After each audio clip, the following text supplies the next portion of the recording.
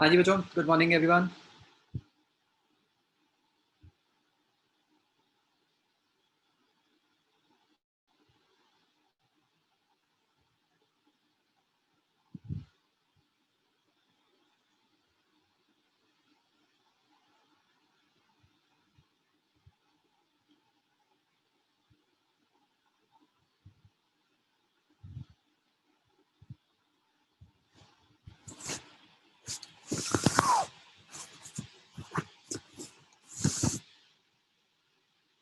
Yes, हाँ ये चल रहा है भाई। स्ट्रॉन्ग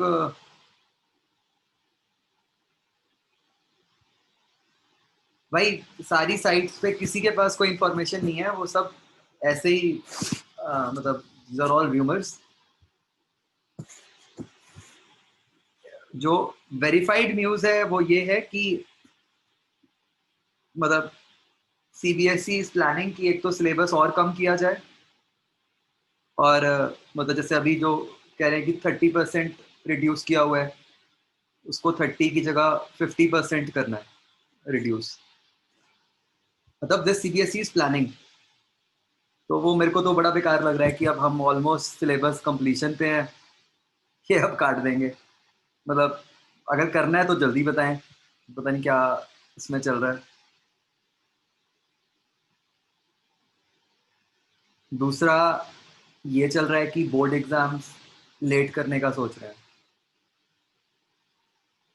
वो दे आर सेइंग कि बोर्ड एग्जाम्स प्रोबेबली 1-1.5 महीने से पोस्टपोन होंगे।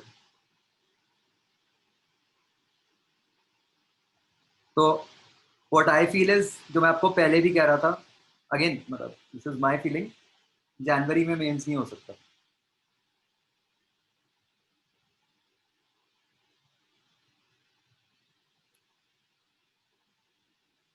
मतलब उसका रीज़न वही है जो मैंने आपको पहले बताया था। बहुत स्कूल्स में बहुत बच्चे, मतलब स्पेशली गवर्नमेंट स्कूल्स एक्सेट्रा, मतलब वहाँ तो अभी तक शुरू ही नहीं हुआ है सिलेबस। आप सोचो, वो कुछ भी नहीं पढ़ाया गया है। तो वो नहीं नहीं भाई, ऑफिशियली नहीं, मेरे को डिस्क्लेमर डालना पड़ेगा। दिस इज माई फीलिंग कि वो जनवरी में नहीं होगा, but that does not mean कि मतलब ये पक्का हो गया और आप पढ़ाई बंद कर दो।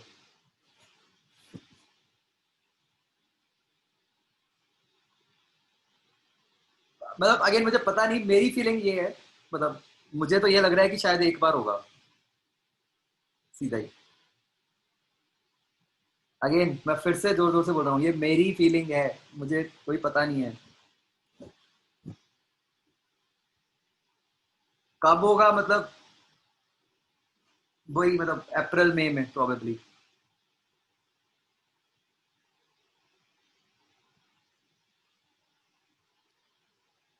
But again this is just my feeling, that does not mean कि आप किसी भी तरीके से रिलैक्स हो जाओ। हमें सब कुछ वैसे ही करना है जब तक we don't get any notification. Mains का सिलेबस कम होने के तो बहुत चांसेस हैं। वो तो अगर सीबीएसई डिडक्ट करेगी तो मेंस वालों को भी कम करना पड़ेगा। बट ये है कि अब जल्दी कर तो दें वो।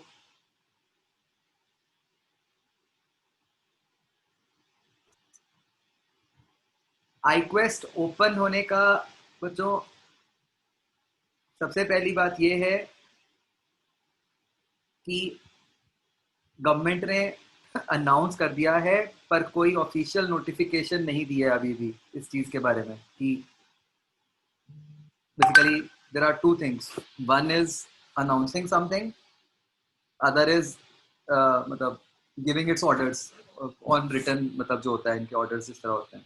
तो वो अभी तक नहीं आए हैं।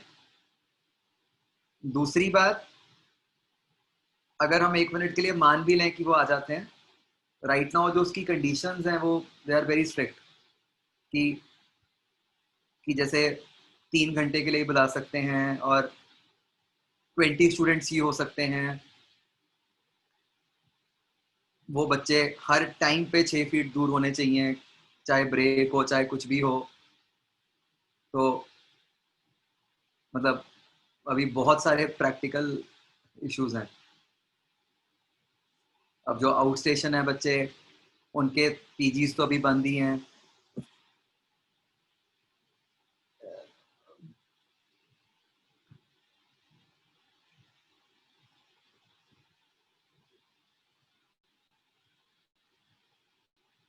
तो मे बी डाउट्स वगैरह वाला स्टार्ट करेंगे जल्दी। यस, डाउट्स वगैरह के लिए तो वी विल बी स्टार्टिंग सून। एक और बच्चों इशू है, मतलब वो जहाँ पे भी एप्लीकेबल होगा, क्या था कि इतनी देर में बच्चों जितने ट्रांसपोर्ट वाले थे, स्कूल ट्रांसपोर्ट या मतलब जो अपने यहाँ भी ट्रांसपोर्ट वाले थे, उनका तो काम बिल्कुल बंद था।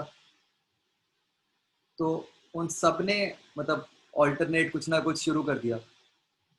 मतलब कोई सब्जियां बेच रहा है, कोई कोरियर्स में लग गया, कोई जोमेटो पे लग गया। तो ये एक मतलब जो ट्रांसपोर्ट वाले बच्चे हैं उनको इशू आएगा कि अभी तो ट्रांसपोर्ट ही नहीं है अवेलेबल। और अब वो वापस तभी आएंगे ना जब उन्हें दिखेगा कि हाँ भाई पूरा काम है। अदरवाइज अगलों ने पहले भी मार खाई थी, अब फिर मार खा लेंगे कि आ, क्या होगा। तो we'll be starting with doubts, कि वहां पे डाउट्स के लिए आ सकते होंगे बच्चे, और फिर देखते हैं धीरे धीरे क्या होता है।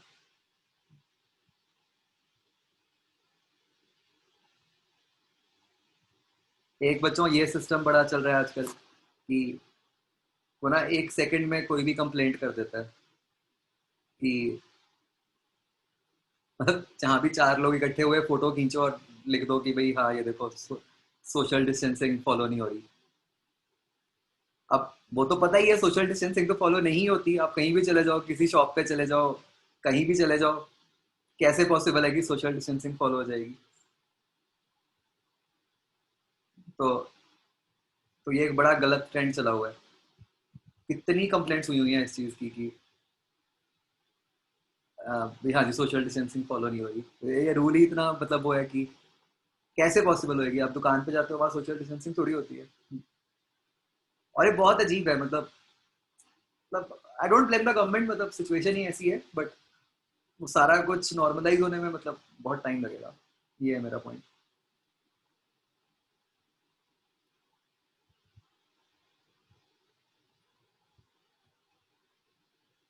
ऑब्वियसली जैसे आप स्कूल गए होगे तो कहाँ से होएगी, ये तो पता ही है। मतलब सोशल डिस्टेंसिंग कहाँ फॉलो हो सकती है। आ,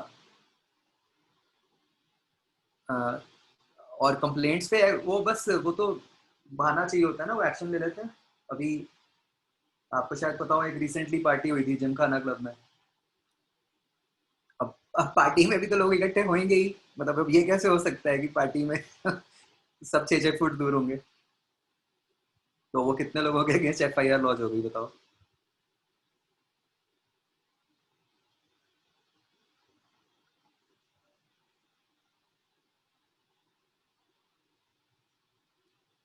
पता नहीं, बहुत लोग हैं जो मतलब न्यूसेंस एलिमेंट्स होते हैं जो कंप्लेंट वगैरह करते हैं। हाँ बच्चों चलो, लेट्स स्टार्ट। कहाँ थे हम?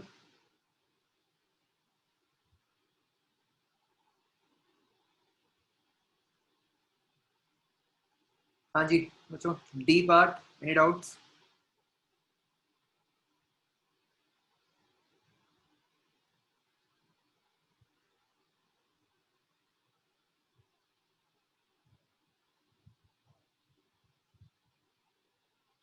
सेकंड क्वेश्चन कुछ नहीं है, वो सिर्फ आंसर आपका साइन में नहीं आएगा, चेंज कर लो टाइम में आ जाएगा।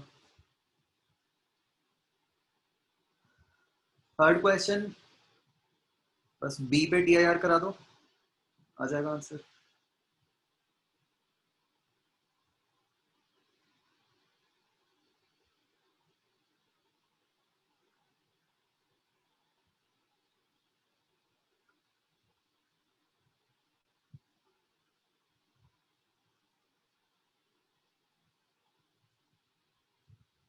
फोर्थ क्वेश्चन में लैंग्वेज में थोड़ी सी गड़बड़ है ना। शायद वो ये कहना चाह रहे हैं angle of refraction is half the angle of incidence. तो एंगल ऑफ इंसिडेंस पूछा है।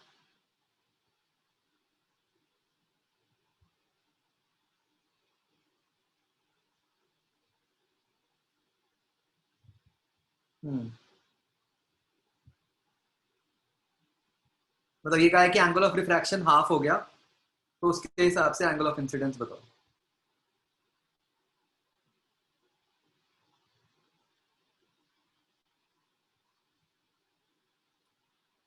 और कोई?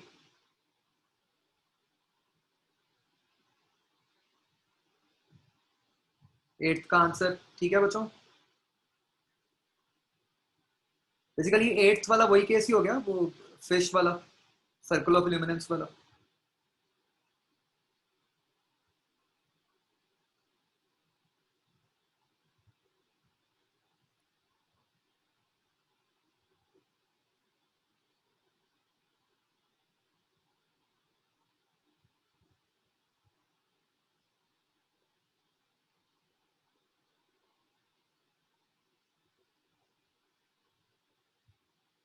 थर्ड क्वेश्चन बी पे टीआर करा दो।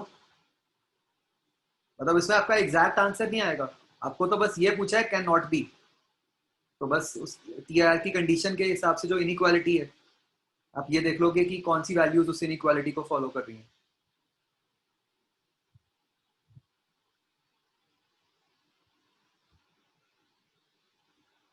एक बच्चों इसका सी पार्ट, ये भी पेंडिंग था आई बिलीव।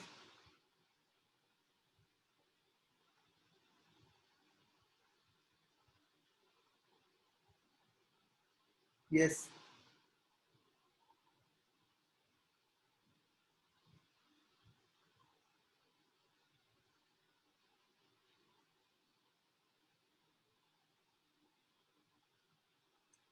फर्स्ट क्वेश्चन बच्चों रिफ्रैक्शन होता है आंसर, अभी हम पढ़ेंगे आज।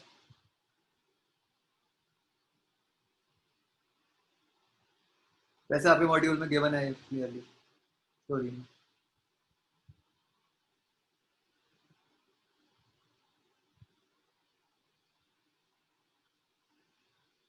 और कोई?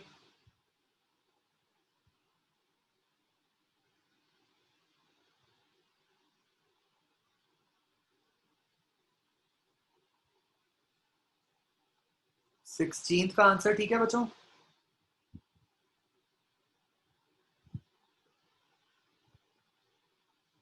ठीक है भाई।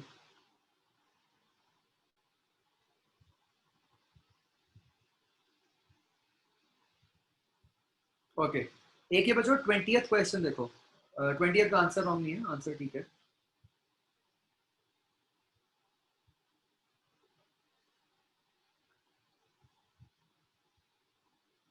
गोपाल आपका भी जो डाउट है शायद इससे लिंक्ड है, नहीं तो पूछना मेरे को अलग से अभी। ट्वेंटियथ क्वेश्चन बच्चों, हम देख सकते हैं कि लाइट रेज ऐसे ऊपर से नीचे आ रही हैं 1 से 5/2 वाले मीडियम में, और आपको पूछा है कि भाई कहाँ पे meeting point of refracted rays है। ठीक है। अब इसका एक तरीका तो ये हो सकता है बच्चों कि आप सीधा सीधा प्योर ज्योमेट्री लगा दो, कि आप कहो कि 1 से 5/2 रेज जा रही हैं, rays will bend toward the normal,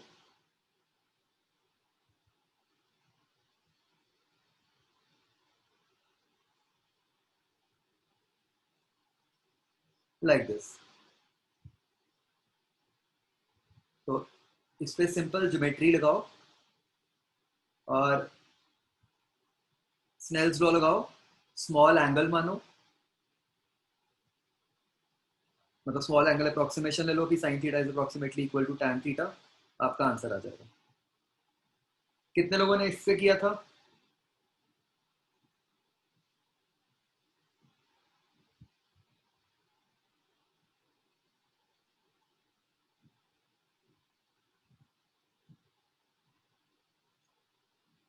ठीक है। ठीक है, तो इट्स गुड कि आप डिराइव कर पा रहे हो, बट इन क्वेश्चंस में डेरिवेशन की जरूरत नहीं होती। करना तो आना ही चाहिए, बहुत अच्छी बात है। मतलब हम ऑब्वियसली ऐसी सिचुएशंस बना ही सकते हैं जहाँ डेरिवेशन की जरूरत पड़ जाए। अ, अब बच्चों इसका दूसरा तरीका,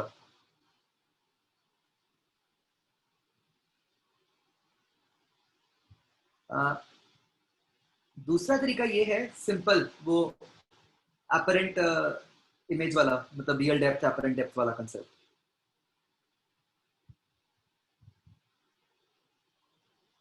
ये बताओ कि इस केस में बच्चों हमारा ऑब्जर्वर कहाँ पे होगा? ये मुझे चाहिए आंसर चैट पे। यार बड़े दिनों बाद सारे लोग आए लग रहे हैं क्लास में।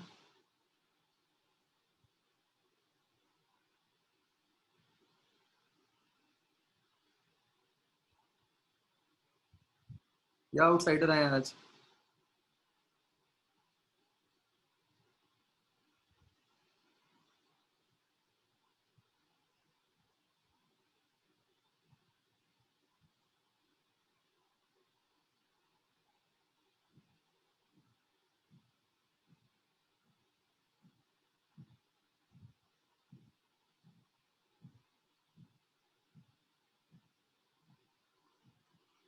ओके, हाँ जी।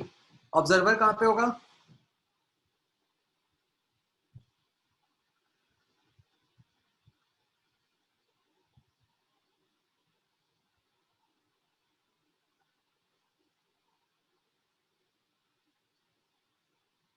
भाई ऑब्जर्वर वही होगा ना जहाँ पे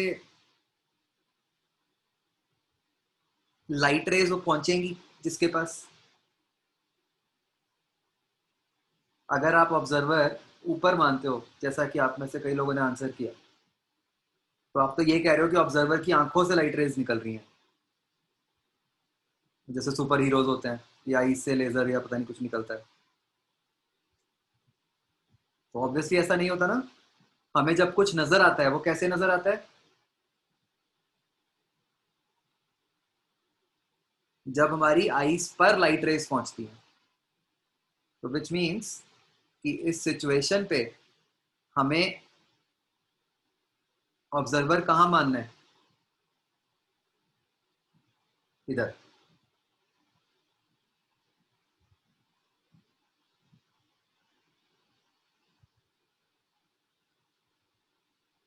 क्या ये बात समझ आई? अब एपरेंट डेप्थ एच डैश क्या होगा? एच अपॉन एन रेल। अब बच्चों याद है मैंने आपको स्पेशली क्लास में बताया था, एच तो 10 डल गया। एन रेल के टाइम मैंने आपको एक बात बताई थी क्लास में, याद करोगे क्या थी?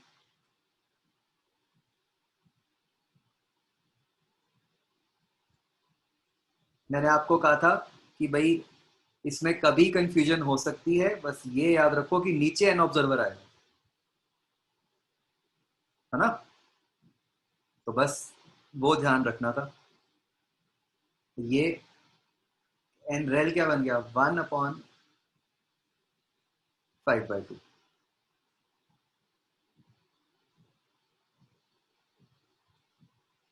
इसको जब आप यहां पुट करोगे, व्हाट डू यू गेट?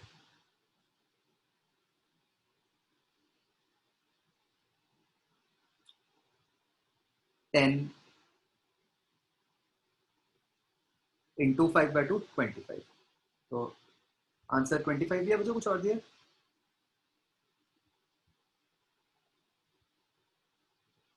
हम्म। क्या ये सबको क्लियर हुआ मेथड?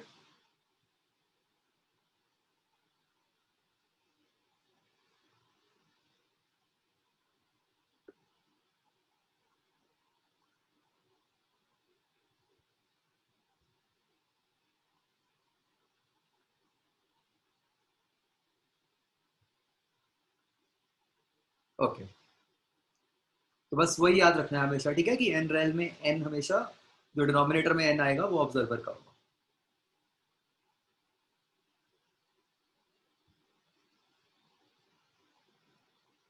अब बच्चों इसको हम क्वेश्चन को दो तरीके से और कर सकते हैं, ठीक है। एक तरीका है शिफ्ट से, ग्लास स्लैब वाला मेथड, ये आपने सोचना है, ठीक है। एंड एक तरीका और है, वो भी हम आज पढ़ेंगे, उससे आपको समझ आएगा।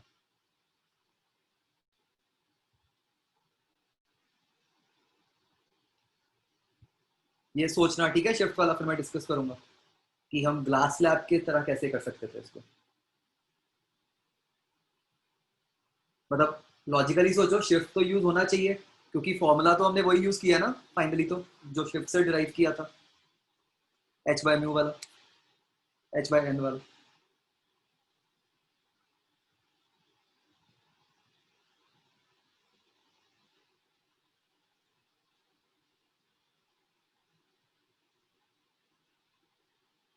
हाँ जी। आ, गोपाल अब बताओ आपका क्या डाउट था। सर सर इसके अंदर जैसे मैंने मतलब ऐसे सोचा सबसे पहले कि फिश मतलब फिश बर्ड जैसा सोचा मैंने, तो वो जो फिश है वो पानी के अंदर 5/2 मान लो, मतलब जो बर्ड है वो हवा में। सर ठीक है। तो बर्ड जो फिश है उस पर कन्वर्ज कर रही होंगी लाइट रेस। ठीक है, तो फिश तो ऊपर ही जाएगी, ये बर्ड ऊपर आ गई। मतलब ऊपर ही शिफ्ट होगी। नहीं देखो, अगेन वही चक्कर, आपने ऑब्जर्वर किसको माना?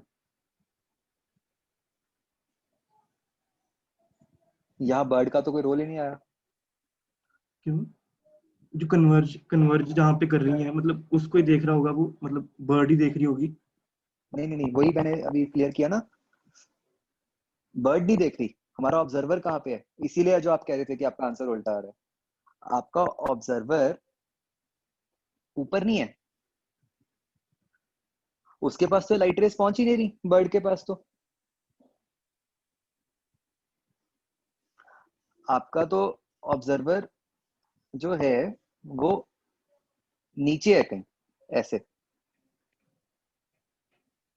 या कहीं और थोड़ा नीचे बना दो। तो मतलब हो क्या रहा है इस सिचुएशन में कि ये जो रेज हैं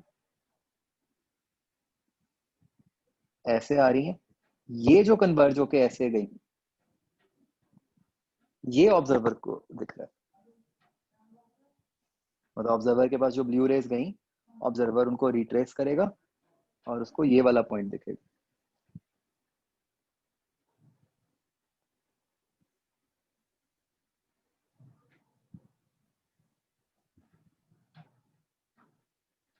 मतलब ये सिचुएशन हमारी नॉर्मल सिचुएशन से डिफरेंट क्यों हो गई कि नॉर्मली हम, ये बेसिकली वो वाला चक्कर पड़ गया यहाँ पे, रियल ऑब्जेक्ट वर्चुअल ऑब्जेक्ट वाला, कि नॉर्मली हम जो ऑब्जेक्ट होता है उससे रेज निकल रही होती हैं, है ना। यहाँ पे जो रेज हैं वो पहले से ही कन्वर्जिंग रेज हैं। हम जितना कुछ जनरली डिराइव करते हैं, जो जिसको हम रियल ऑब्जेक्ट कहते हैं, उसमें हम हमेशा डाइवर्जिंग रेज मानते हैं कि भाई रेज निकल रही हैं। इस केस में क्या हो रहा है कि रेज ऑलरेडी कन्वर्ज कर रही हैं। जैसे जो हमने एक वो नहीं किया था मिरर वाला एग्जांपल, ऐसे यस सर। कि अगर रेज ऐसे हैं तो इसमें ऑब्जेक्ट क्या हो गया, ये वाला। यस। तो उसके हिसाब से ये बन रहा है कि यहाँ ऑब्जेक्ट है। अब ओके। हम ऑब्जर्वर कहाँ मान रहे हैं? ऑब्जर्वर, अब यहाँ पे भी क्या होगा कि रेज रिफ्लेक्ट होके ऐसे जाएंगी कुछ। Yes sir. तो हम ये मान रहे हैं कि जो हमारा ऑब्जर्वर है वो यहाँ कहीं है, तो उसके पास जो रेज रिट्रेस करके जाएंगी तो उसको ये वाली इमेज नजर आएगी। Okay sir. ठीक है, मतलब जो ऑब्जर्वर है उसके पास हमेशा रेस पहुंच रही होनी चाहिए।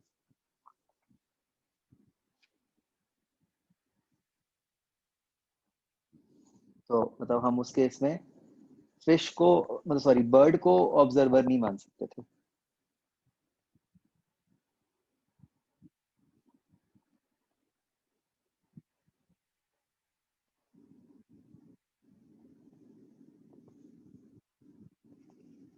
हाँ गोपाल, क्लियर हुआ?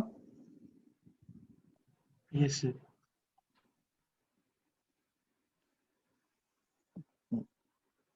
आगे बच्चों, एक्सरसाइज 1।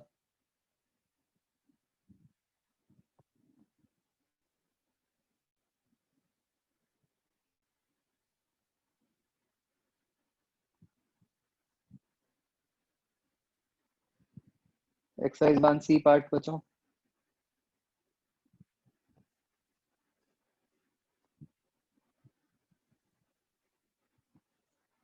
अच्छा, एक्सरसाइज बनी थी क्या ये?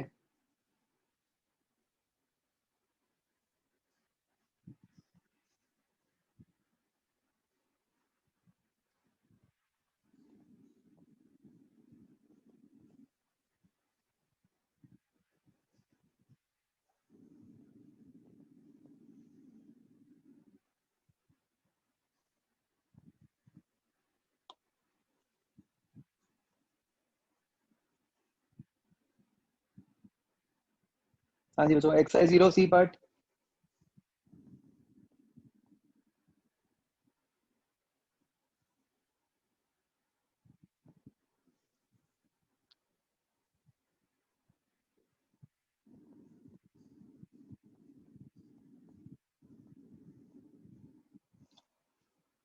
ट्वेल्थ क्वेश्चन, बस वो दो तरफ से देख रहे हो आप तो।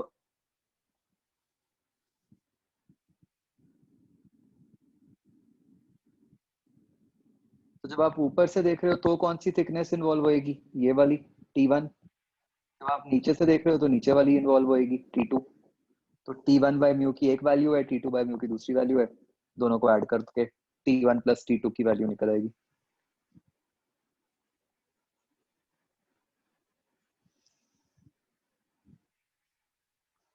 और कोई बच्चों सी पार्ट में? D part.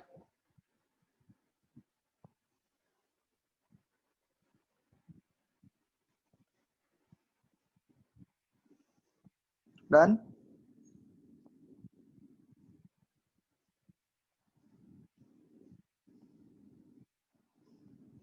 ओके।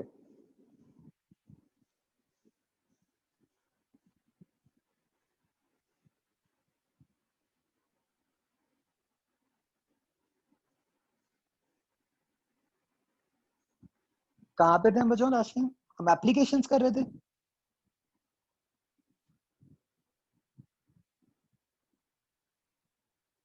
हाँ, लूमिंग वाला।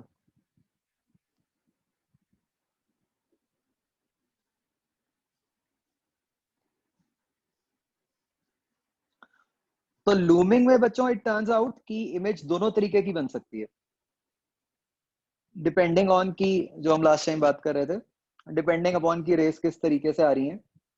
दोनों पॉसिबिलिटीज होती हैं। तो आपसे पूछा नहीं जाएगा कभी इतना डिटेल में, बट मतलब जो ये फिगर बनाई है हमने, जो इमेज बनाई है शिप की, वो दोनों तरीके की बना लो।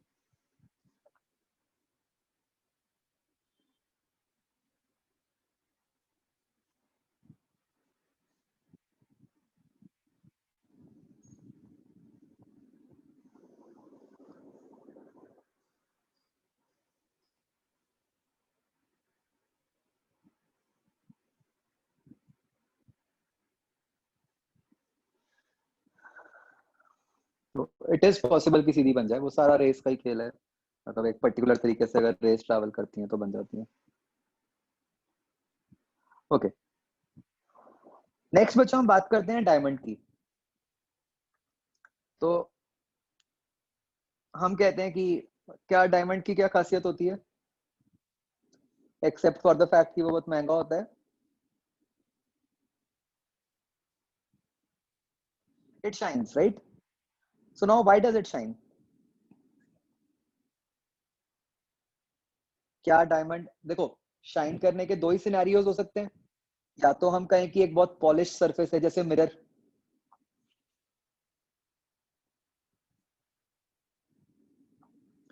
दूसरा क्या सिनेरियो है कि डायमंड के केस में बच्चों क्या होता है कि एक, अच्छा ये बताओ कि मतलब जो उसकी शाइन है वो नेचुरल है आर्टिफिशियल है?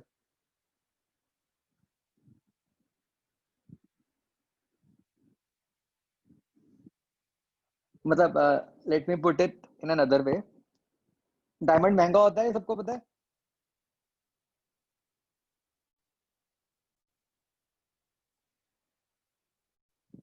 तो अब डायमंड महंगा किस लिए होता है? इसलिए कि वो शाइन करता है, या इसलिए कि मतलब कि कोई और रीजन में भी?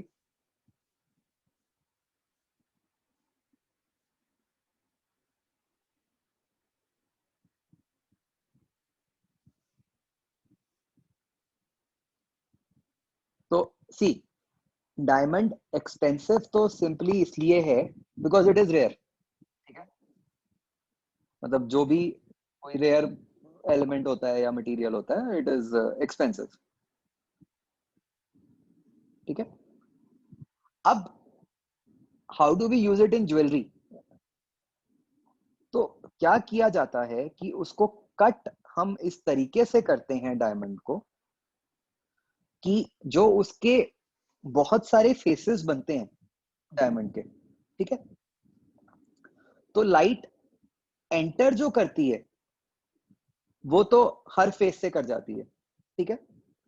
तो जो भी हमने उसकी शेप सी बनाई है, लाइट एंटर तो बहुत सारे फेसेस से कर जाती है।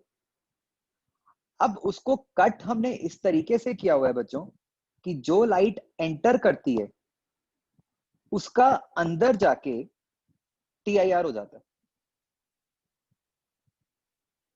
ठीक है। तो मे बी एक TIR, मे बी 2 TIR हो सकते हैं।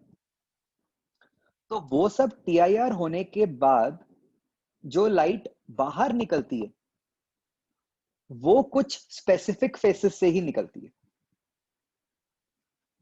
ठीक है।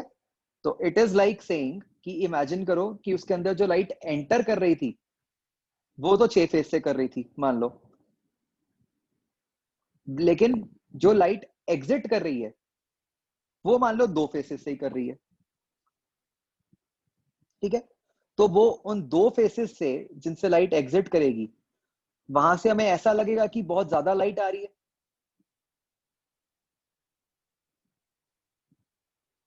क्योंकि 6 फेसेस की लाइट जो है वो 2 से निकल रही है बाहर, राइट। तो तो इसलिए हमें ऐसा लगता है कि वो शाइन कर रहा है।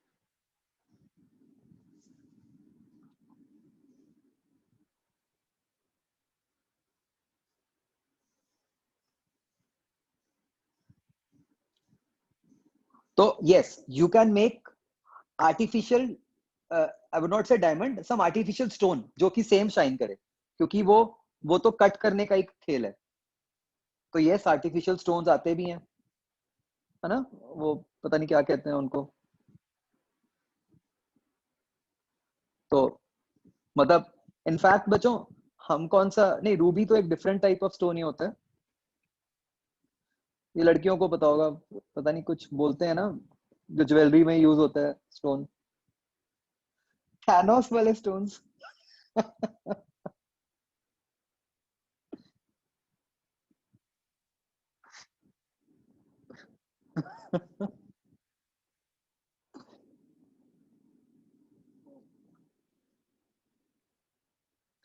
स्पर्श, सारी कहानी खत्म हो गई, आप फिर पूछ रहे हो कि डायमंड की शाइन नेचुरल है।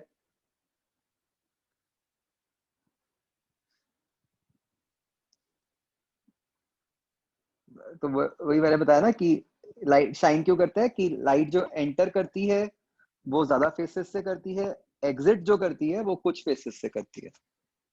सर वो कटिंग वाला तो मतलब समझ आ गया, नहीं शाइन कह रहा हूँ मैं, मतलब ये हाँ जो वही कह रहा हूँ ना कटेड मैं, वाला ये शाइन का, डायमंड है हमें नेचुरली मिल जाता है। नहीं नहीं नहीं, हम कट करते हैं, आर्टिफिशियली कट करते हैं।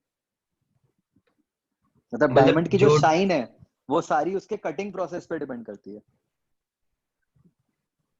मतलब अगर हम कोई नेचुरल वो जो डायमंड लेंगे वो शाइन नहीं करेगा ना? हाँ। Okay sir. ओके, मेरे पास सर क्वेश्चन आया भी कि क्या डायमंड मैनमेड भी होता है? तो यस, ऑफ लेट मतलब ऐसी कंडीशंस डेवलप कर ली गई हैं कि जिसमें आर्टिफिशियली डायमंड सिंथेसाइज हो जाए।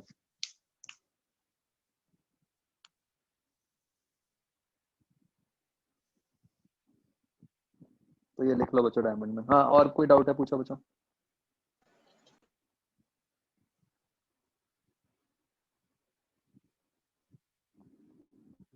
मतलब वही एग्जैक्ट टेम्परेचर और प्रेशर वगैरह की कंडीशंस हम क्रिएट कर दें जिससे कि वो केमिस्ट्री में आपने पढ़ा होगा ना, कार्बन से, कि कार्बन से बन सकता है। सर हम्म, सर सारी फेसेस से सेम सी नहीं लाइट दिखती जब हम उसे देखते हैं? नहीं, आप देखना, वो आप उसको मतलब कुछ फेसेस से आपको एकदम लाइट चमकती हुई दिखेगी। ठीक है सर।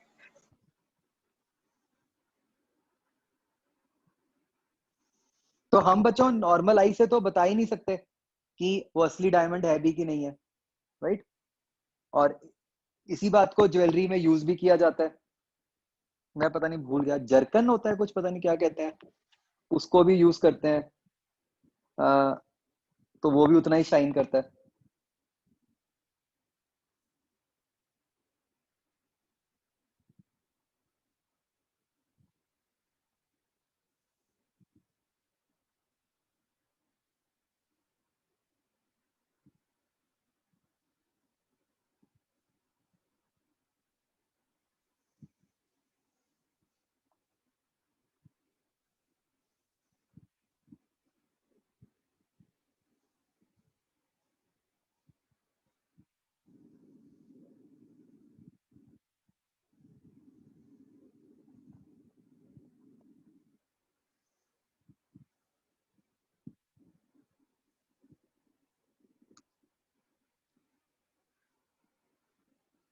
ओके, तो बच्चों ये एप्लीकेशंस है।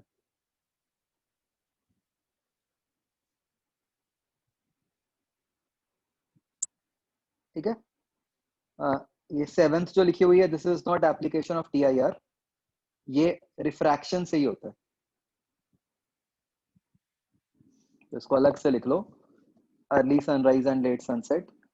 ये आपने बेसिकली 10th में पढ़ा हुआ है बच्चों, फिनोमेना।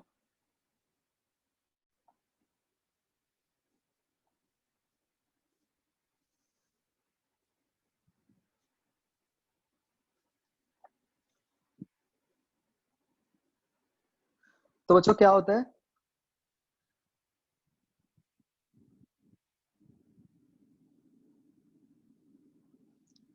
हमें पता है नॉर्मली एक होराइजन होता है, तो आइडियली तो सन हमें होराइजन के बाद, जैसे ही वो होराइजन से नीचे जाएगा, नहीं दिखना चाहिए।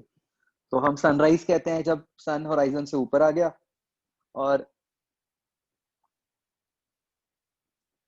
सनसेट हो गया जब सन होराइजन से नीचे चला गया, आइडियली। लेकिन रियलिटी में क्या होता है बच्चों, जैसे ग्रीन रे से देखो कि जब सन होराइजन से थोड़ा सा नीचे होता है, तो उससे जो रेज आ रही हैं, तो इनिशियली तो सारा वैक्यूम ही है, जैसे जैसे वो अर्थ के एटमॉस्फेयर के पास पहुंचेंगे हम, तो डेंसर मीडियम आना शुरू हो जाएगा। तो एक तरीके से जो रेज हैं, they are refracting from rarer to denser medium, so they bend towards the normal। ठीक है, तो एग्जैक्ट नॉर्मल हम बना नहीं सकते, अब हमें नहीं पता कि कैसी रिफ्रैक्टिंग सरफेस बनेगी, तो ये अप्रोक्सीमेट है फिगर। तो वो रेज रिफ्रैक्ट होकर ऑब्जर्वर के पास पहुंचेंगी, तो ऑब्जर्वर जब उनको रिट्रेस करेगा,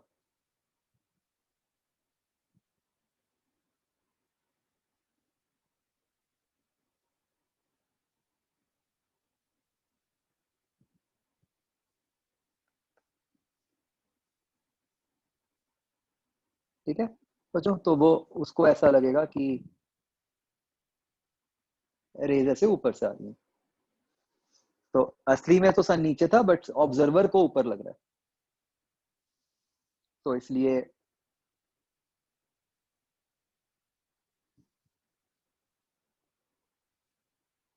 यहाँ पे मतलब एक तरह से आप ऐसे कह सकते हो कि हमें सन जो है वो सनराइज से पहले ही दिख जाता है, और सनसेट के बाद तक भी दिखता रहता है। होता बहुत थोड़ी सी ड्यूरेशन के लिए है, मिनट्स में ही होती है कुछ वो ड्यूरेशन, बट मतलब ये फिनोमेना है। तो इसमें TIR होती है, बट TIR का रोल बहुत कम होता है। मेजरली तो इसमें रिफ्रैक्शन का ही रोल होता है। तो मतलब इस फिनोमिना का अगर रीजन आता है तो हम वो रिफ्रैक्शन ही मानते हैं।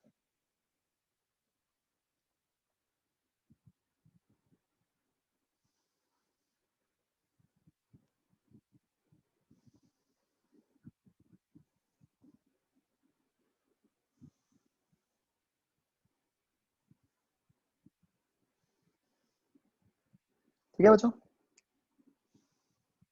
चलो आगे बढ़ते हैं।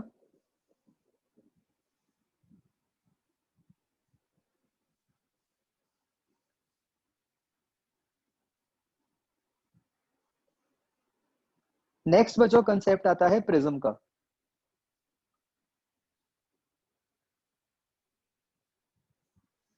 तो प्रिज्म बच्चों क्या शेप होती है, बहुत सिंपल सा कंसेप्ट है, कुछ भी नहीं है इसमें।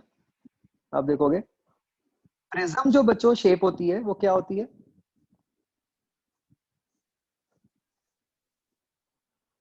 Basically it is nothing but a thick triangle. मतलब सोचो कि ग्लास स्लैब है, उसको ट्रायंगल की फॉर्म में काट दिया हमने, राइट?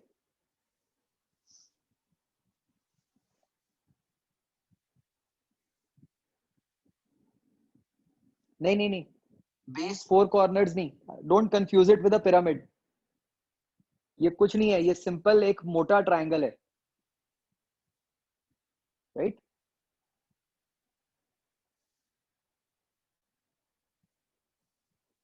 मतलब इसमें और ग्लास स्लैब में क्या डिफरेंस है? बस ग्लास स्लैब रेक्टेंगुलर है, ये ट्रायंगुलर है।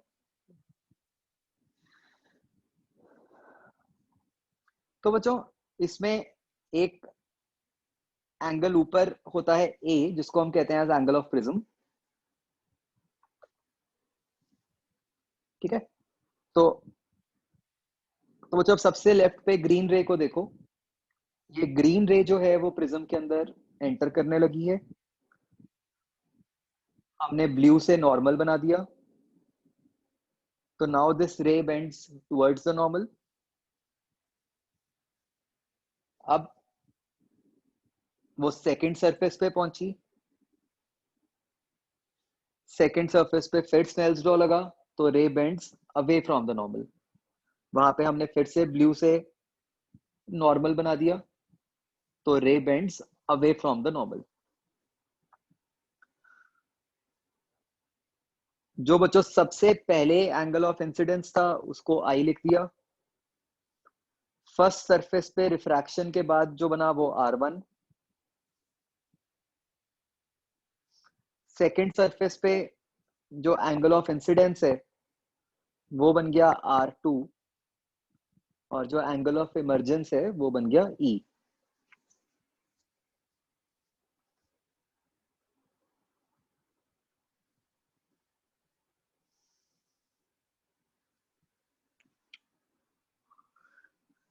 तो ये फिगर बना लो, फिर मैं बताता हूँ आगे क्या करना है।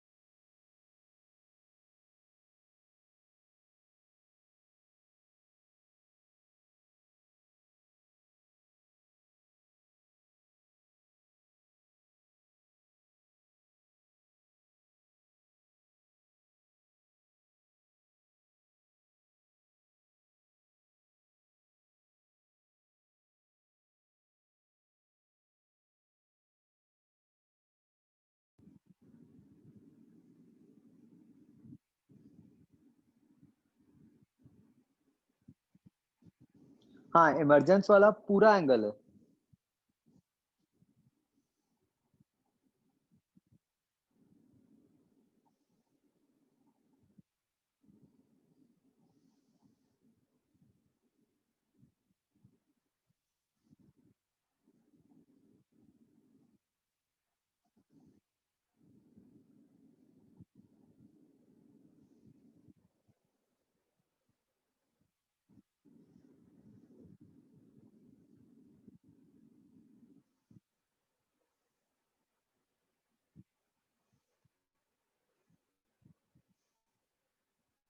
जो बच्चों एरो से दिखाया हुआ है ना मैंने, जो लेफ्ट और राइट पे व्हाइट कलर के एरोज हैं, वो एरोज तो डिविएशन बता रहे हैं कि लाइट ने दोनों सरफेसेस पे।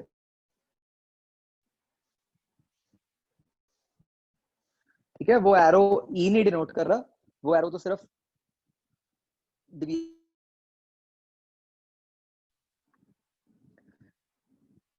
फिर बच्चों जो वो डॉटेड ग्रीन लाइंस है, जो इनिशियली रे आ रही थी, इंसिडेंट रे और जो इमर्जेंट रे है, मैंने उनको एक्सटेंड करके जोड़ा है, और वहां पे एक ब्लू एरो दिखाया है। बताओ ये क्या डिनोट कर रहा है ब्लू एरो?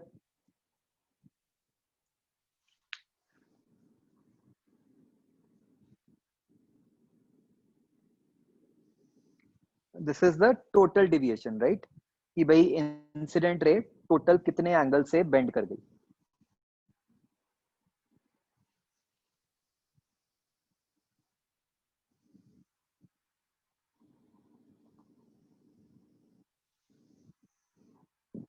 ओके,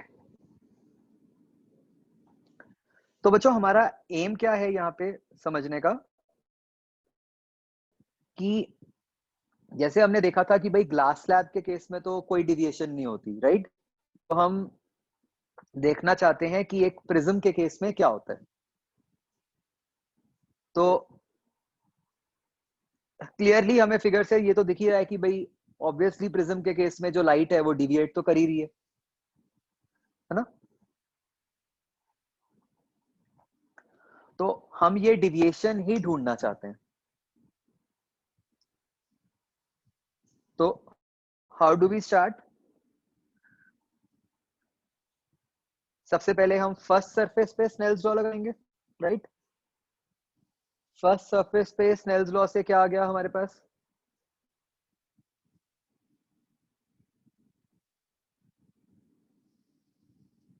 साइन आई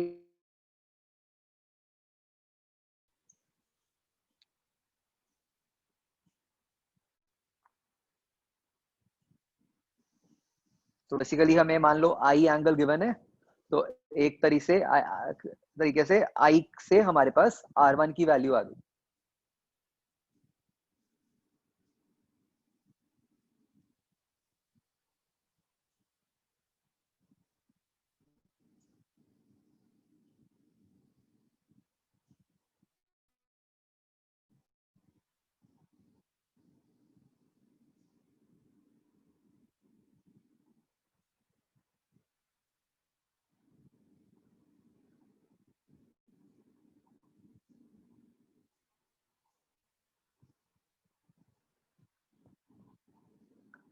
तो अब बच्चों फिगर से मुझे बताओ R1 और R2 के बीच में क्या रिलेशन होगा?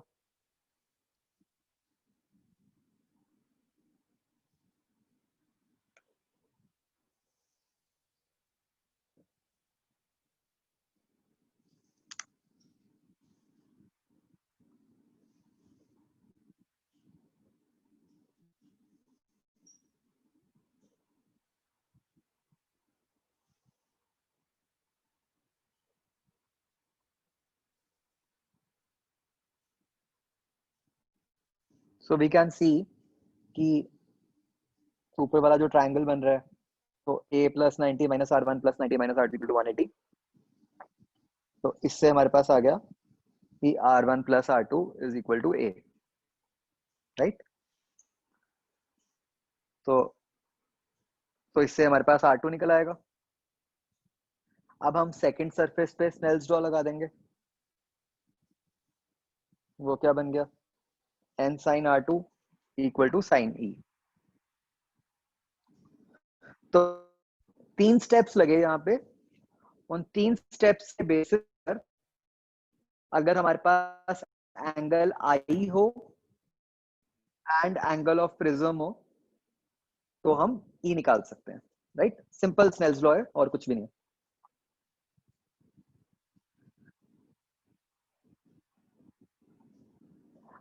अब बच्चों फिगर से मुझे बताओ डिविएशन क्या बन जाएगी?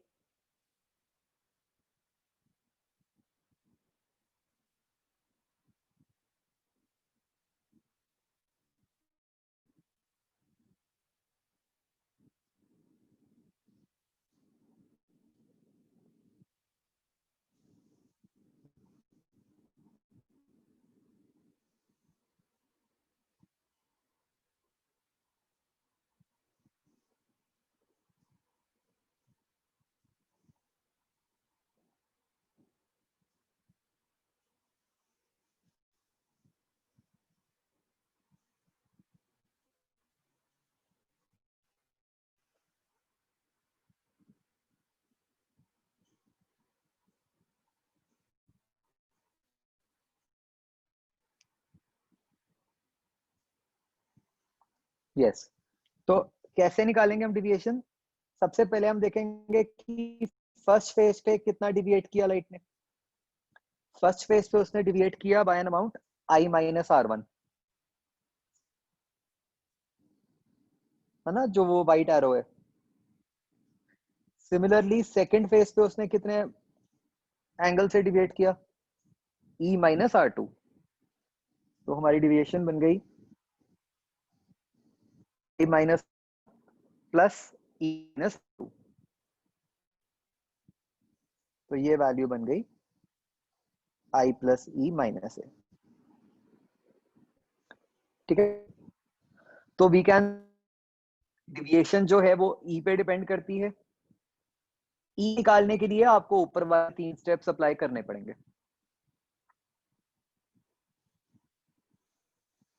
राइट?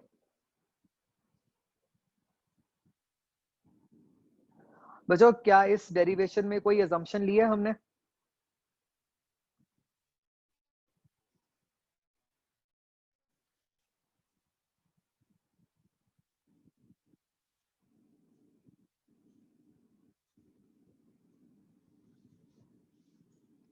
आरुष बताओ।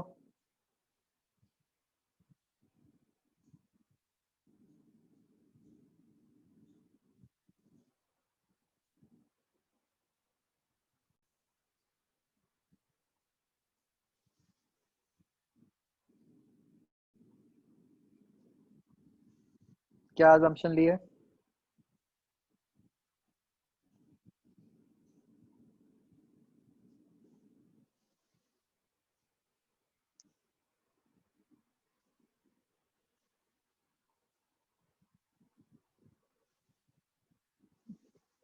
ध्यान से देखो स्टेप्स को।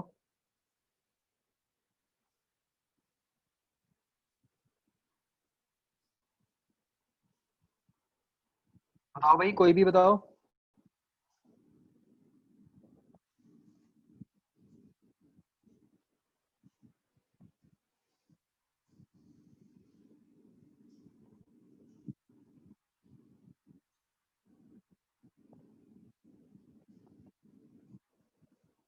नहीं, हमने कहीं पर भी I को स्मॉल नहीं लिया। यहाँ पे बच्चों हमने अजम्पशन ये ली है, सेकंड सरफेस पे स्नेल्स लॉ लगाया है, सेकंड पे लाइट डेंसर से रेयर जा रही है, और हमने ये माना है कि लाइट बाहर निकल रही है। तो क्या अजम्पशन हुई?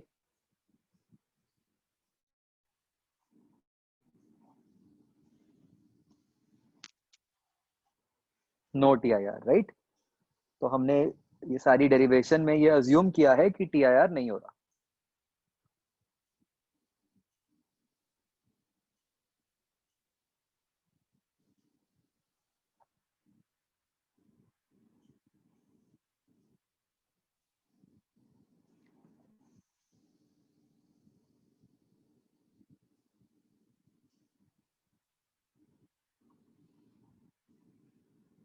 ठीक है, अगर मान लो वहां पे TIR हो जाए, फिर क्या होगा? फिर जो रे है वो बेस को स्ट्राइक करेगी, और हो सकता है कि फिर बेस से बाहर निकले, है ना? तो फिर एक एक्स्ट्रा स्टेप इन्वॉल्व हो जाएगा बीच में।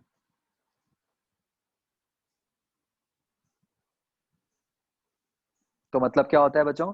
क्वेश्चन में ना, क्वेश्चन किस टाइप का आ सकता है कि आपको बस सीधा प्रिज्म दे दिया, आई दे दिया, और आपको पूछा जाएगा डिविएशन निकालो। तो ये ध्यान रखना है कि ये वाला जो रिजल्ट है आई प्लस ई माइनस ए, ये तभी लग सकता है कि जब सेकंड सरफेस पे टी आई आर नहीं हो रही। अगर सेकंड सरफेस पे टी आई आर होगी फिर ये फॉर्मूला नहीं लगेगा।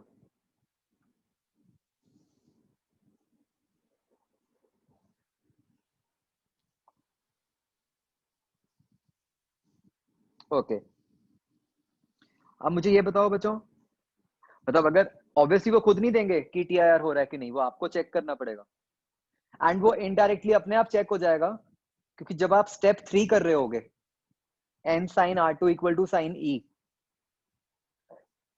तो वहां पे आपका अपने आप साइन e ग्रेटर देन 1 हो जाएगा, अगर मतलब टी आई आर हो रहा होगा। तो बस जैसे ही वहां कॉन्ट्राडिक्शन आई तो आपको पता चल जाएगा कि भाई टी आई आर है। ठीक है,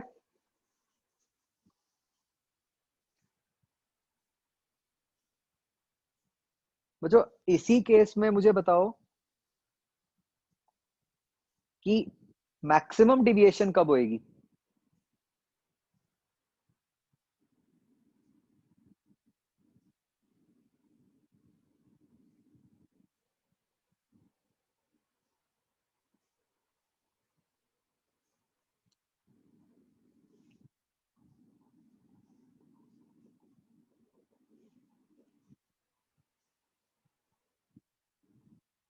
नहीं मतलब नो टी आई आर वाले केस में,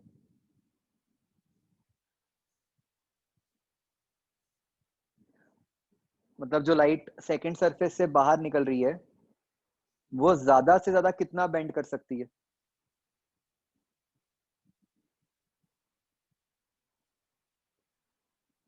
नहीं अलंकृत, मतलब क्वेश्चन समझो मेरा, जो लाइट सेकंड सरफेस से बाहर निकल रही है ना, वो ज्यादा से ज्यादा कितना बेंड कर सकती है।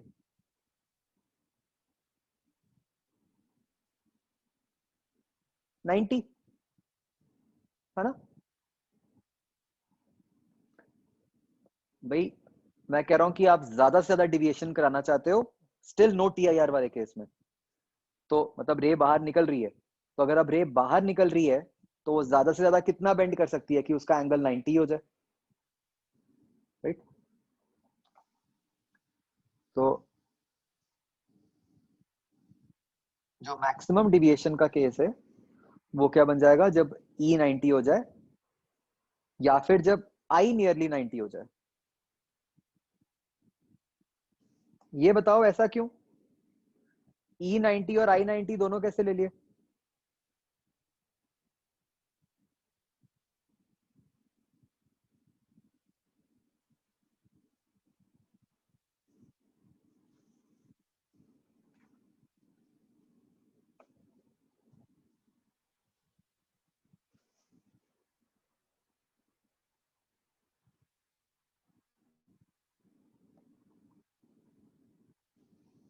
सोचो भाई ध्यान से।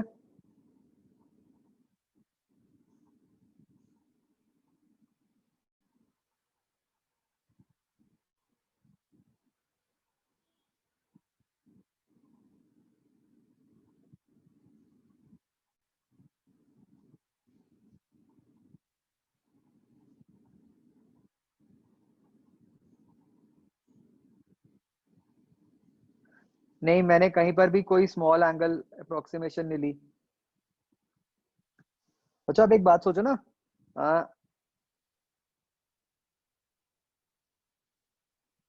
मान लो आपने लेफ्ट से रे एंगल आई पे भेजी है, तो वो राइट से ई पे निकल रही है। अब इस प्रोसेस का उल्टा करो, अगर मैं रे को राइट से एंगल ई से भेजूं तो वो रे क्या पाथ फॉलो करेगी।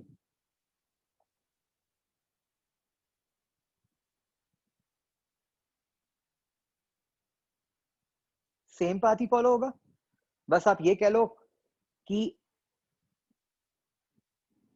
अब वो फर्स्ट फेज से बाहर निकलेगी विद एंगल आई, है ना? मतलब जब वो आई से एंटर कर रही है तो ई से एग्जिट कर रही है।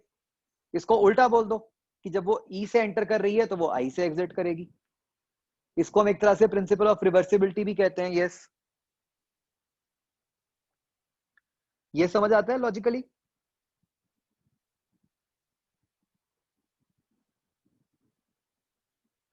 तो इसका क्या मतलब हुआ?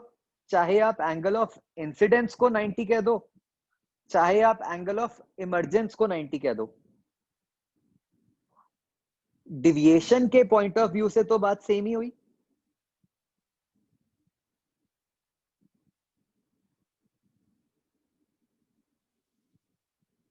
बच्चों ये बात समझ आती है?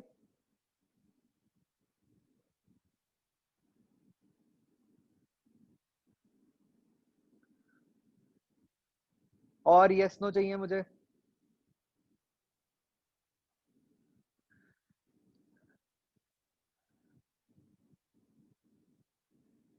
ना? तो चाहे आई को 90 को चाहे ई को 90 को, वो एक ही बात है। हाँ जी, मतलब ऑफ कोर्स व्हेन आई से आई 90 उसका मतलब है नियरली 90। एग्जैक्ट 90 हो जाएगा फिर तो ऑब्वियसली वो एंटर ही नहीं करेगी प्रिज्म में। मतलब सर लेकिन ई तो एग्जैक्ट नहीं हो सकता ना। बट डिविएशन की वैल्यू तो सेम आएगी ना। चलो आप आई को 89.9 ले लो, मैथमेटिकली तो वो वैल्यू नियरली सेम ही आ गई ना। यस ओके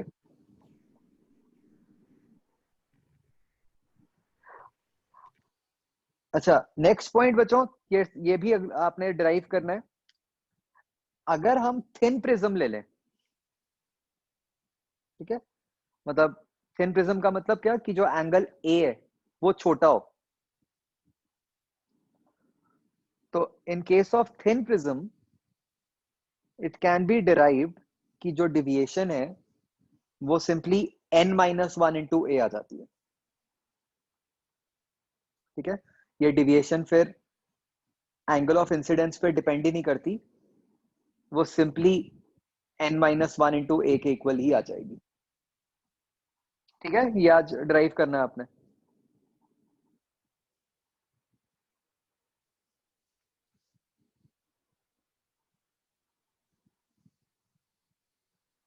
ओके तो ये केस था बच्चों मैक्सिमम डिविएशन का जो हमने ऊपर लिखा है। ऐसे ही हम केस देखते हैं, प्रिज्म वाला पार्ट तो बच्चों बहुत ही सिंपल होता है, इससे बेस्ट क्वेश्चन आ जाना तो नथिंग लाइक इट, क्योंकि कुछ इसमें मतलब है ही नहीं एक्स्ट्रा, कुछ कंसेप्चुअल है ही नहीं, सीधा सीधा स्नेल्स लॉ है।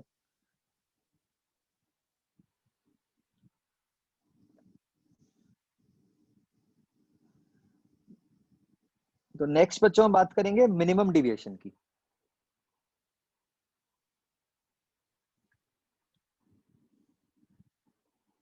अब मिनिमम डिविएशन का कोई स्ट्रेट फॉरवर्ड तरीका नहीं है जिससे हम बता दें, तो हम उसके लिए क्या करते हैं, हम सिंपल एक्सपेरिमेंट करते हैं कि हम अलग अलग एंगल्स पे आई को इंसिडेंट करते हैं, उन सब के लिए ई मेजर करते जाते हैं, उससे डिविएशन निकाल लेते हैं, और फिर हम डिविएशन और आई के बीच में ग्राफ प्लॉट कर लेते हैं। ठीक है, तो ये जो ग्राफ आता है between deviation and angle I, this turns out to be of this form.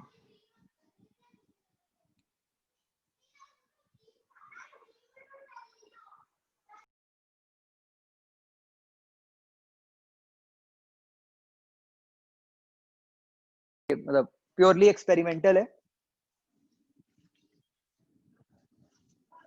तो उसके बेसिस पे हमें पता चलता है कि ये ग्राफ इस टाइप का आता है।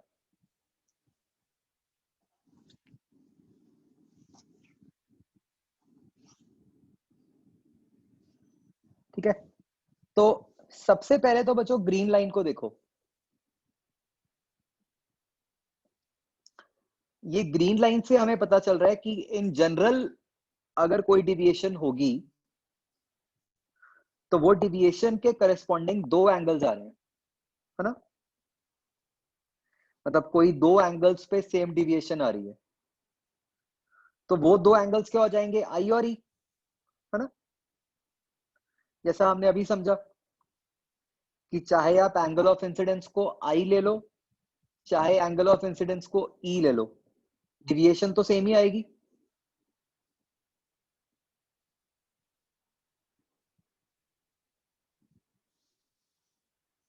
ये बात बच्चों समझ आ रही है कि वो सेम क्यों आई?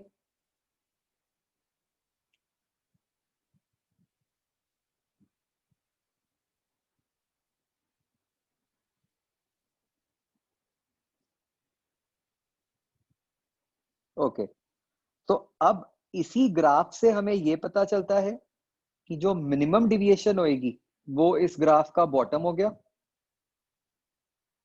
उसके करस्पॉन्डिंग क्या आ गया? I equal to E.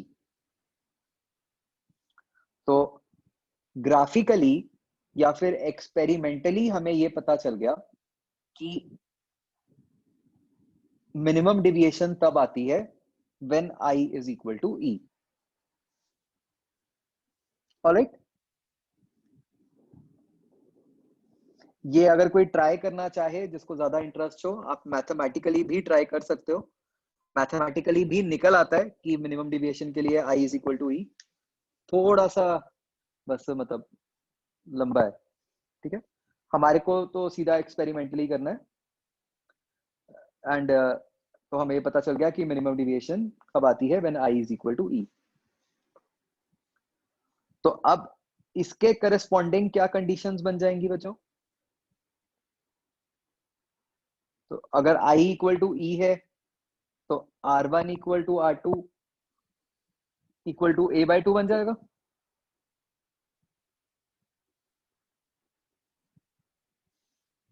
Isn't it? And क्या उसका मतलब ये भी हो गया कि रे प्रिज्म में बेस के पैरेलल ट्रैवल करेगी?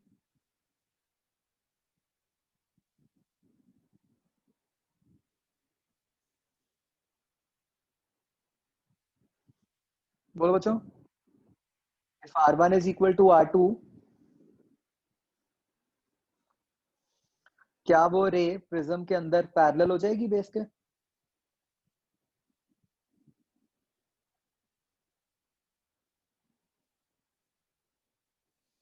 ओके, तो अब यहां से हमारे पास क्या आ गया? अब मिनिमम डिविएशन का फॉर्मूला क्या बन गया? आई प्लस ई माइनस ए, जो कि क्या बन गया? 2i माइनस ए।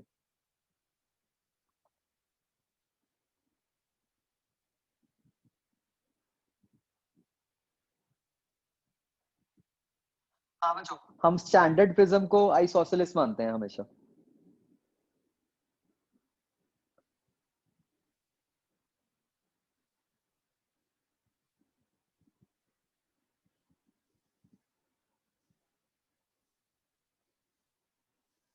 नहीं, वैसे उसकी जरूरत पड़ेगी आइसोसेलेस होने की।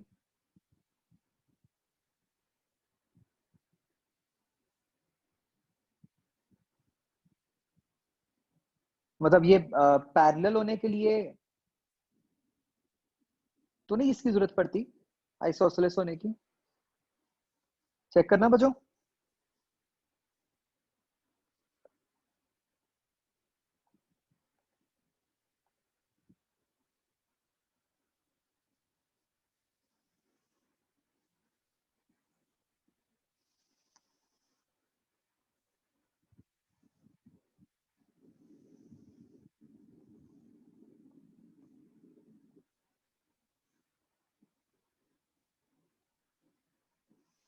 मतलब आपके अगर ये दो एंगल्स इक्वल आ गए,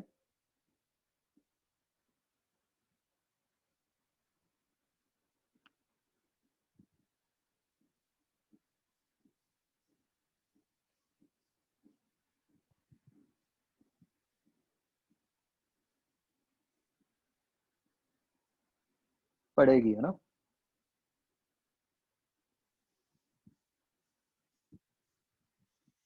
तो वही है, मतलब वो स्टैंडर्ड प्रिज्म जैसे मैंने आपको बोला आइसोसेलेस मानते हैं, तो उसी के हिसाब से ही होता है।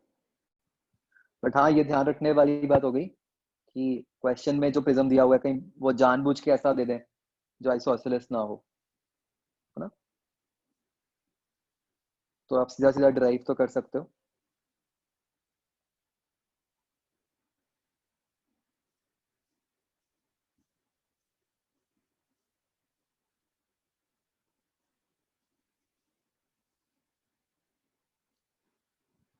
ओके, तो यहाँ से आई की वैल्यू क्या बन गई बच्चों, a plus delta min by 2।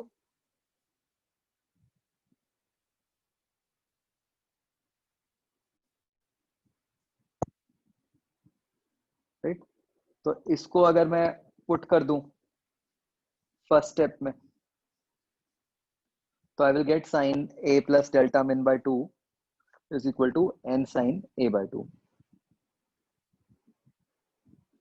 तो this is known as the prism formula.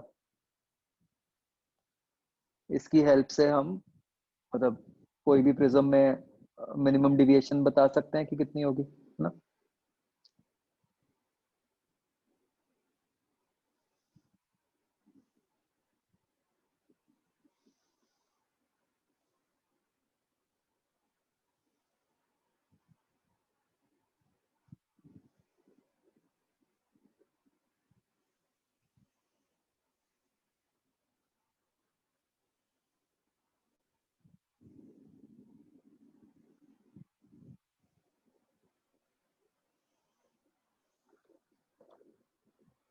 तो देखो बच्चों, यहाँ तक अगर कोई भी डाउट है तो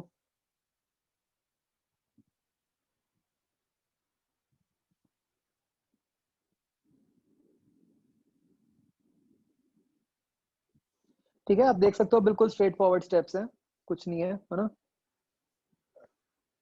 ये सेम डेरिवेशन बोर्ड्स में भी आ सकती है, मतलब जो बोर्ड्स में स्टैंडर्ड क्वेश्चन आता है वो मतलब यहाँ से आता है कि प्रिज्म के लिए डिविएशन वर्सेस आई का ग्राफ ड्रॉ करो and hence derive prism formula.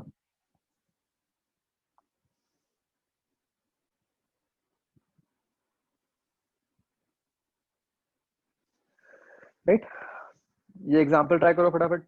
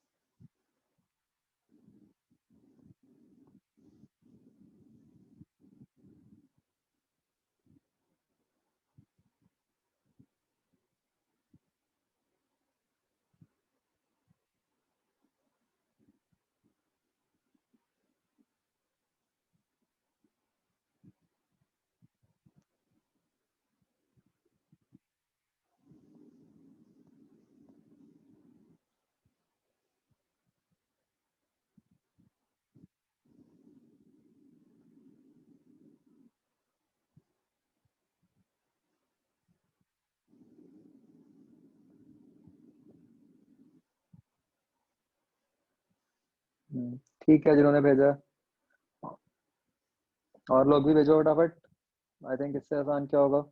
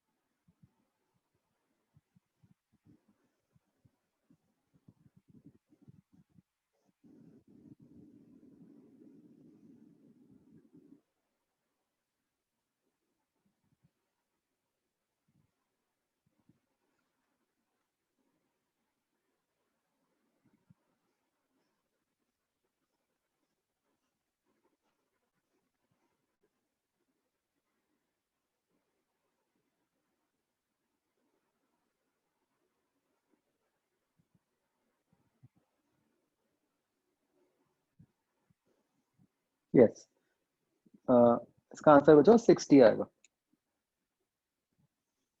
अगला ट्राई करो।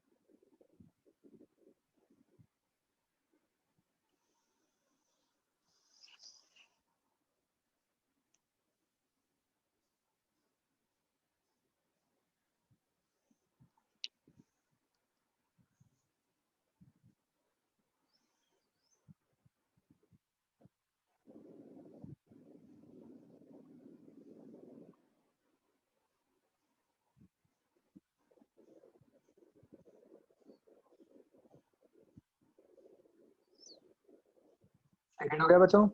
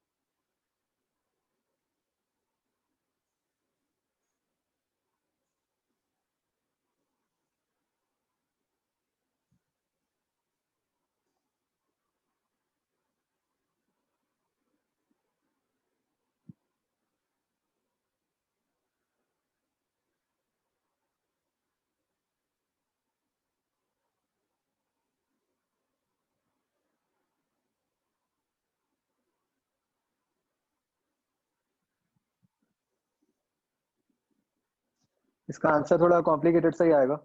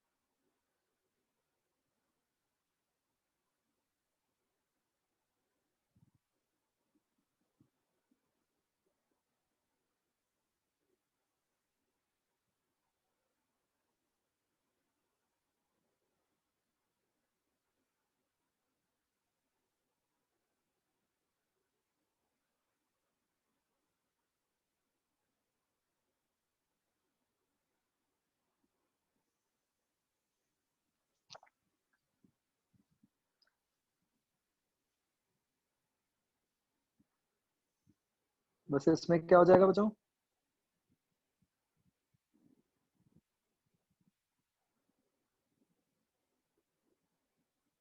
ये मैंने शायद दूसरी फॉर्म में लिखा हुआ है, मतलब आपने किस तरह से लिखा है देखो एक बार। बस हमें कंडीशन तो क्या लगानी है, सेकंड सरफेस पे टी आई आर का क्या मतलब है? कि जो R2 एंगल है वो C से बड़ा होना चाहिए, isn't it?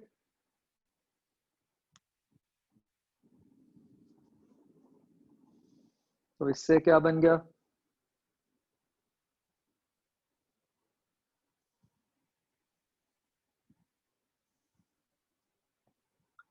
तो मैं अभी एक बार लिमिटिंग केस के लिए सॉल्व कर रहा हूँ, फिर हम इसको इनइक्वालिटी में कन्वर्ट कर देंगे, है ना?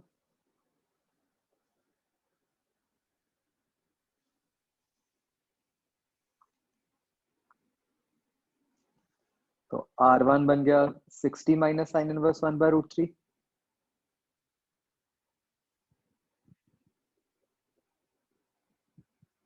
तो अब फर्स्ट सरफेस पे स्नेल्स लॉ, और ये बन गया, राइट? अच्छा, आई थिंक आपने इसको फर्दर सिंप्लीफाई कर लिया होगा ना?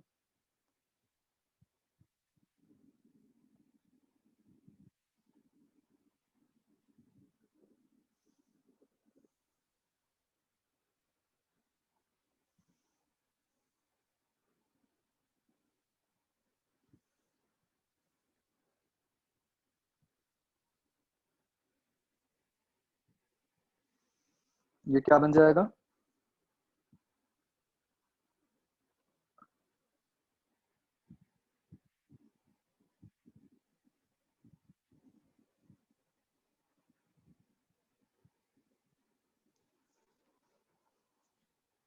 नेट √6 माइनस हाफ बन जाता।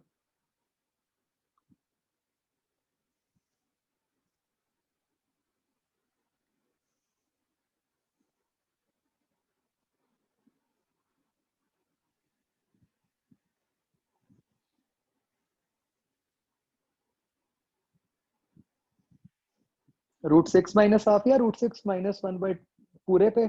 अच्छा, 2 सर पूरे पे है। ठीक है।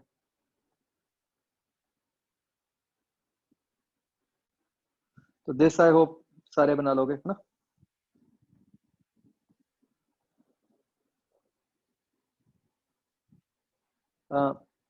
तो लग गया सबको आइडिया कैसे करना है? हाँ, बस ये इनइक्वालिटी हो जाएगी, है ना? इसको हम मतलब जो हम फाइनल आंसर रिपोर्ट करेंगे, दैट शुड बी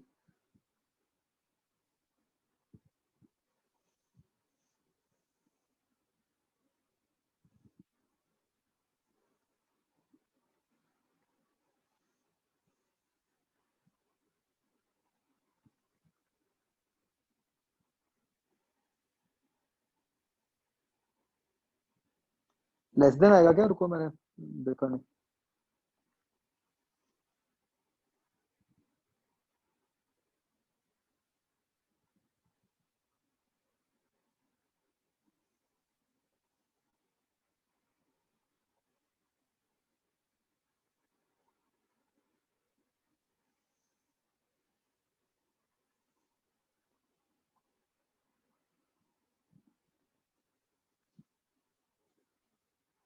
वो उल्टा बन जाएगा बच्चों इनइक्वालिटी में।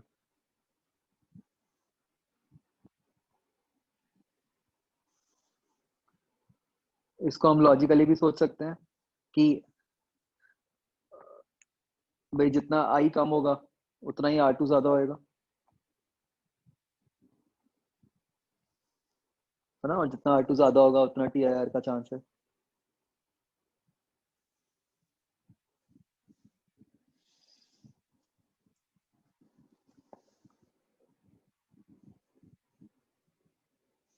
ये समझ आया बच्चों सबको? ओके,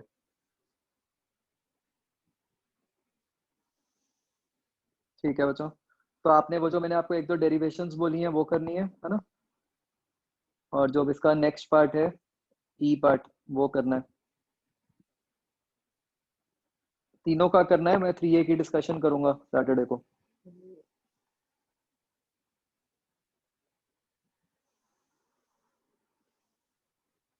सर हाँ जी, सर सैटरडे की नॉर्मल क्लास में होगी या दूसरी है कोई? क्योंकि सैटरडे को आपकी नॉर्मल क्लास भी है। अच्छा, नहीं मेरा मतलब भी कोई एक्स्ट्रा क्लास में करूंगा डिस्कस 3A। जैसे हम हमेशा करते हैं। सैटरडे वाली जो रेगुलर क्लास है वो तो है ही है।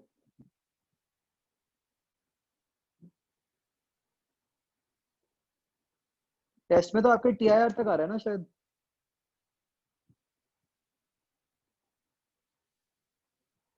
जो पिछले वीक तक हुआ हुआ है अपना।